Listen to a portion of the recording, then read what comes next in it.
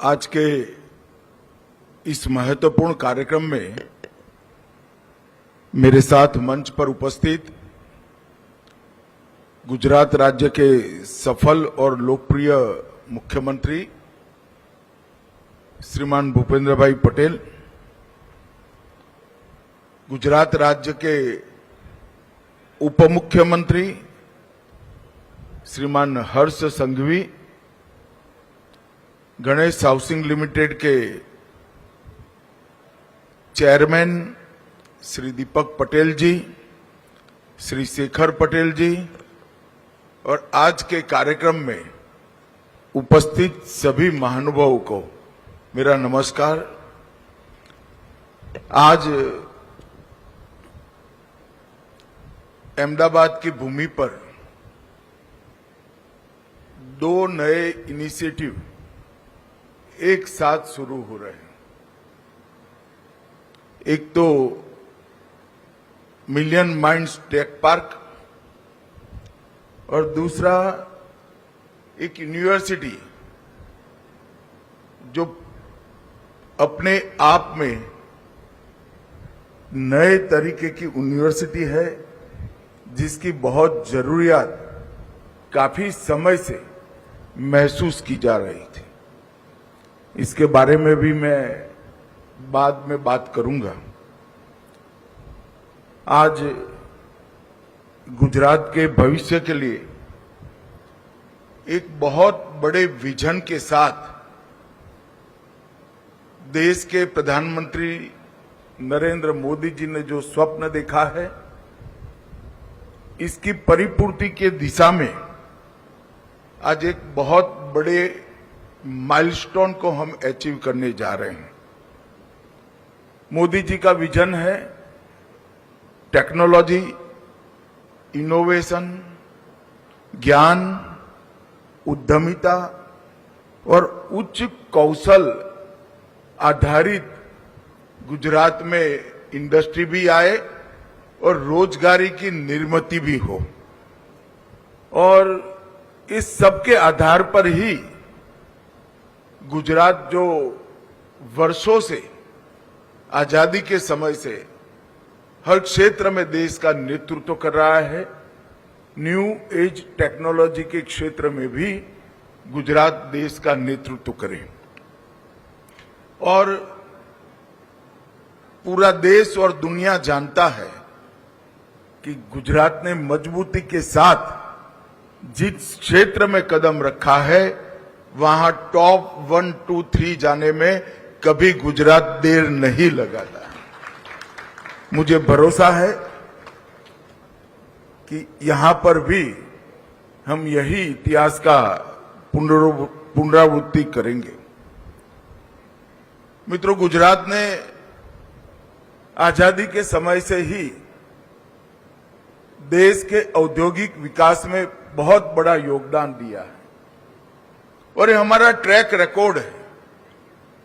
परंतु मोदी जी के गुजरात के मुख्यमंत्री बनने के बाद उन्होंने इसको एक स्ट्रक्चर स्वरूप देने का हमेशा प्रयास किया है। औद्योगिक विकास, आधारभूत संरचनाएं, ईज ऑफ डूइंग बिजनेस, उद्यमिता आधारित डेवलपमेंट, इसमें गुजरात की एक वैश्विक पहचान बनाने में 2002 से 2025 की ये यात्रा बहुत सफल रही है। मैं पूरे देश में घूमता हूं, कई राज्य ऐसे हैं जो औद्योगिक रूप से बहुत आगे बढ़े हैं। उनके मुख्यमंत्रियों के साथ, वहां के उद्योजकों के साथ बहुत डिटेल चर्चा होती है।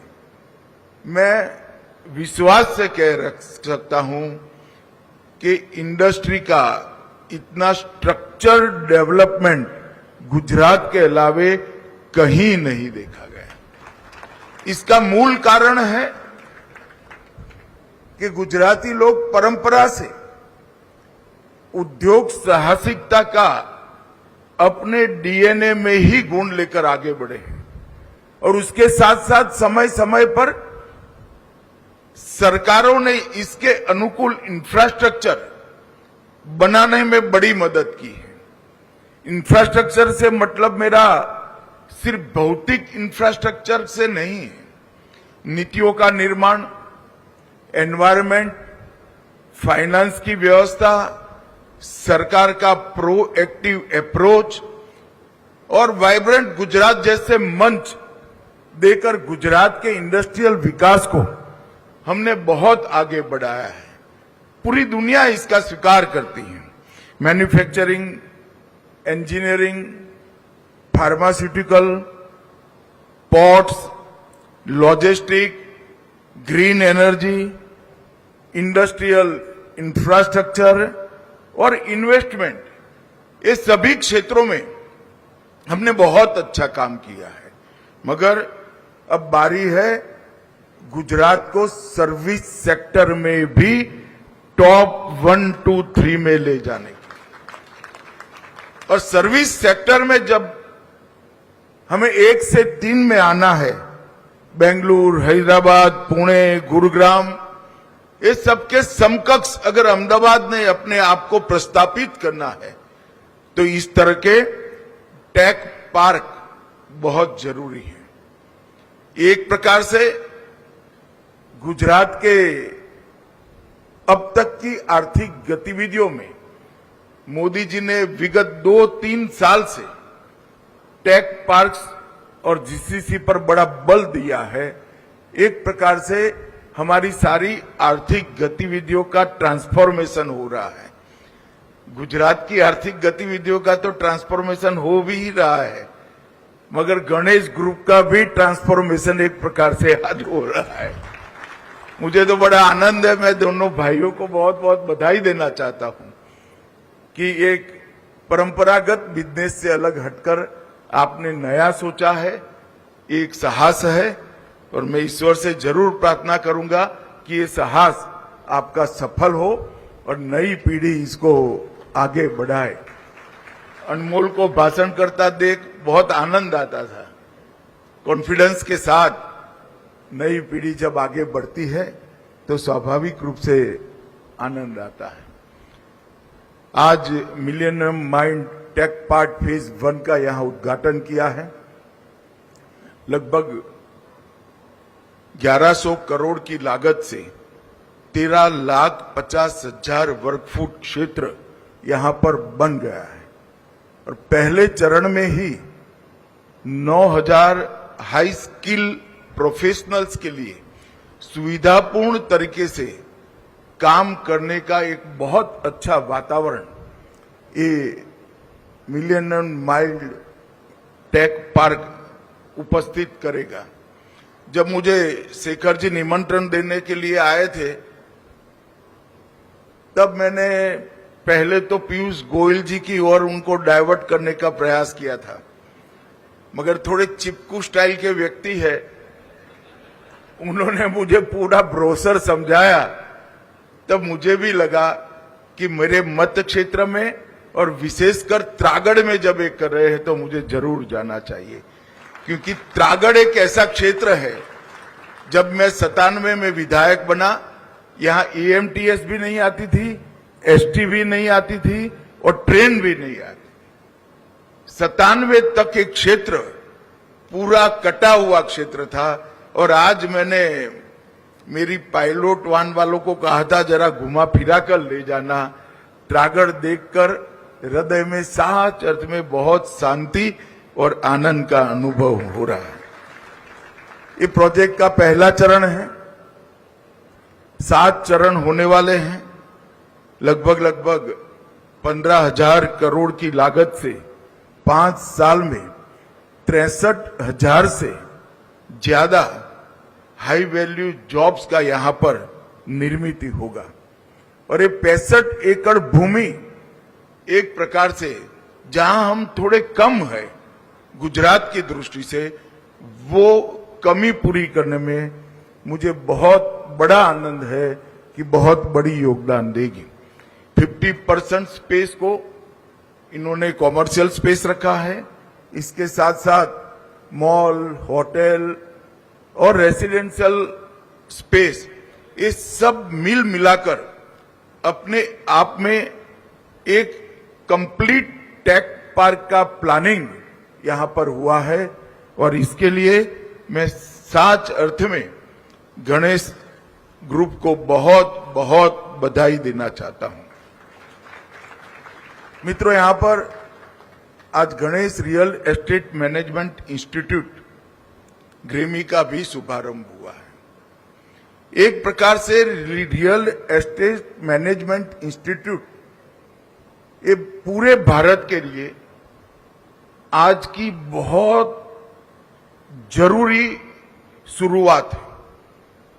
रियल एस्टेट के क्षेत्र में हमारा देश इसी तरह से आगे बढ़ता गया जैसे जरूरियात पूरी करने के लिए ही इसका योगदान है।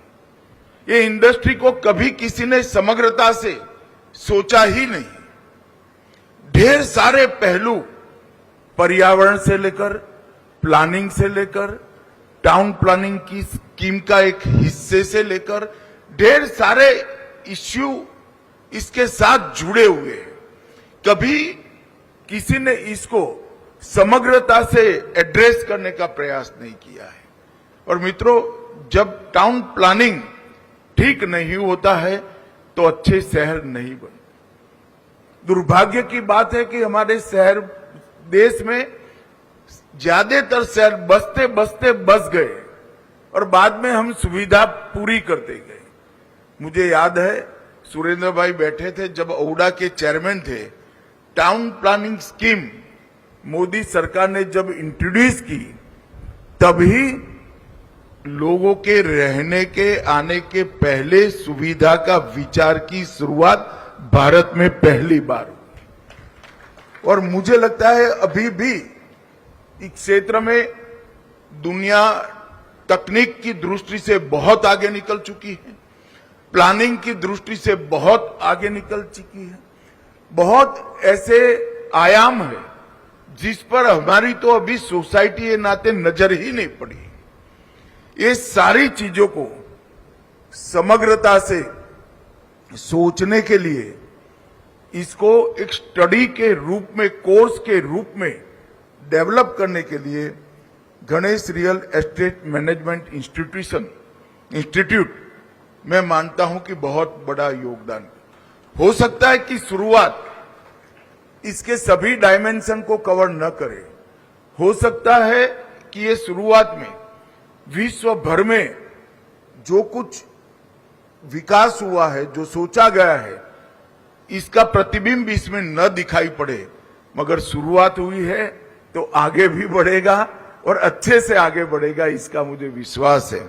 यहां पर 30,000 स्क्वायर फीट में पहले बैच में 300 बच्चे पढ़ाई करेंगे और इसका मुख्य कैंपस आने वाले दिनों में थॉल लेक के समीप अहमदाबाद से थोड़ी ही दूर बनने वाला है। लगभग 500 करोड़ की लागत से 100 एकड़ भूमि में जब ये इंस्टीट्यूट पूर्ण स्वरूप ले लेगा तब मुझे लगता है न केवल गुजरात, देश भर के रियल एस्टेट के क्षेत्र में आज के समय के बदलाव के लिए ये बहुत बड़ा काम होगा। इस क्षेत्र में कुशल नेतृत्व की भी जरूरत है और आधुनिक सोच की भी जरूरत है। इसके साथ साथ दुनिया भर में जो परिवर्तन हो रहे हैं, ये परिवर्तनों के भारत की परिस्थिति के अनुकूल इसको स्वीकार कर आगे बढ़ने की भी जरूरत है। मुझे तो लगता है कि ये बहुत देरी से शुरुआत हो रही है, मगर शुरुआत हो रही है, इसका मैं हृदय से स्वागत कर रहा हूं और मैं आशा करता हूं कि विश्व स्तरीय टेक्नोलॉजी का इंफ्रास्ट्रक्चर डेवलप करने में इस क्षेत्र में भी ग्रेमी आने वाले दिनों में बहुत बड़ा योगदान करेगी, इसका मुझे पूरा भरोसा है। मित्रों, एआई, डीप टेक ये भविष्य की अर्थव्यवस्था है और नरेंद्र मोदी जी के दीर्घदृष्टिपूर्ण नेतृत्व ने जितने भी नए सेक्टर, इमर्जिंग सेक्टर है विश्व में, इसमें आज भारत फाउंडर बना हुआ है। एक जमाना था कि हम कई क्षेत्रों में बहुत पीछे लग गए थे। आने वाले 25 साल में जो सेक्टर विश्व की अर्थनीति को, विश्व के अर्थतंत्र को दिशा देंगे, वो सभी क्षेत्र में आज भारत फाउंडर बनकर अपनी मजबूत उपस्थिति को दर्ज करा रहा है और यही बता रहा है कि भारत का भविष्य बहुत सुनहरा है। एआई और डीप टेक के जो भविष्य है, इसके लिए इसके जैसे टेक पार्क बहुत बड़ा काम भी करेंगे और इसको आगे भी बढ़ाएंगे। इतने सारे क्षेत्र नए खुल रहे हैं, robotics, quantum computing, semiconductor, AI, autonomous system, cyber security, defence और स्पेस टेक, ये सारे क्षेत्रों के लिए हमें हाईटेक यूथ की जरूरत है।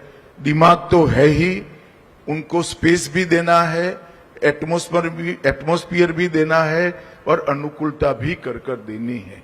मुझे मालूम है कि ये दोनों इनिशिएटिव, ये दोनों क्षेत्र में आने वाले दिनों में गुजरात को कई कदम आगे ले जाने के लिए बहुत बड़ा योगदान करेंगे। फिर से एक बार मैं गणेश ग्रुप के दोनों कर्ता धर्ताओं को बहुत बहुत शुभकामनाएं और बधाई देकर मेरी बात समाप्त करता हूं। वंदे मातरम।